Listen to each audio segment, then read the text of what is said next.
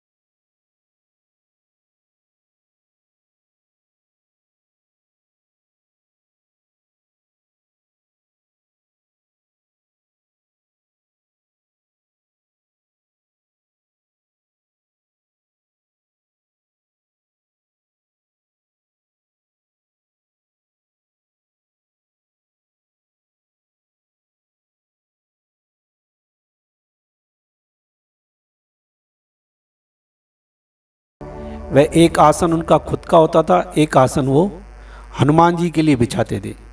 और प्रारंभ करते थे कथा तो कहते थे आइए हनुमंत बिराजिए, इतना कहकर और अपनी कथा को प्रारंभ करते थे। डेली का ये सिलसिला था। और उस कथा में एक बार एक वकील आया। वकील ने जब ये सुना कि आइए हनुमंत बिराजिए और आसन खाली देखा, तो जब सभा समाप्त हुई, सत्संग समाप्त हुआ, प्रवचन, तो उस वकील ने जाके उस कथाकार से पूछा कि आप डेली बोलते हो कि आइए हनुमंत बिराजिए, लोगों को पागल बनाते हो, आसन बिछा रखा है। ज़्यादा पढ़े लिखे इंसान परमात्मा को समझते नहीं है, वह खुद को ही भगवान मानने लग जाते हैं। इसलिए ज़्यादा पढ़ा हुआ लिखा इंसान बहुत घातक होता है। कम पढ़ा लिखा भी घातक और ज़्यादा पढ़ा लिखा इंसान भी घातक होता है। तो साधु ने जो कथा करा था, उसने बोला तुमको नज़र नहीं आता, मैं क्या करूं? बोला तुम मुझे प्रूफ कर दो, या तो मैं अपनी वकालत छोड़ दूंगा, या तो तुम जो कथा कर रहे हो कथा करना छोड़ देना। बोला ठीक है, कल तुम आना। कल वही टाइम हुआ, कथा प्रारंभ हुई और उसने बोला आइए हनुमंत बिराजिए, और थोड़ी देर चुप हो गया। फिर उस वकील को बुलाया, बोला आइए। वकील आया और उसको बोला ये आसन आप उठाइए। वकील ने पूरी ताकत लगा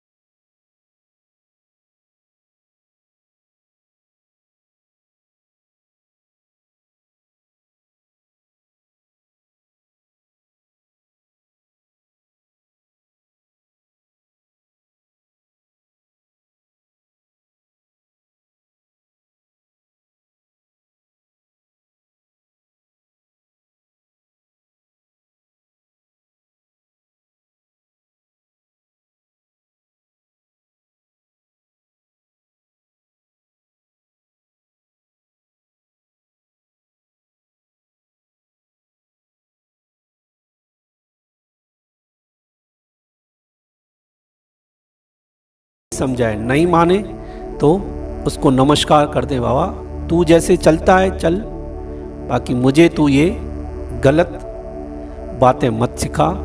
तो कई तरह के दुनिया है, इसमें हमको सब तरह के लोग मिलेंगे। हमको अपने आप को उन सब से बचाकर चलना है।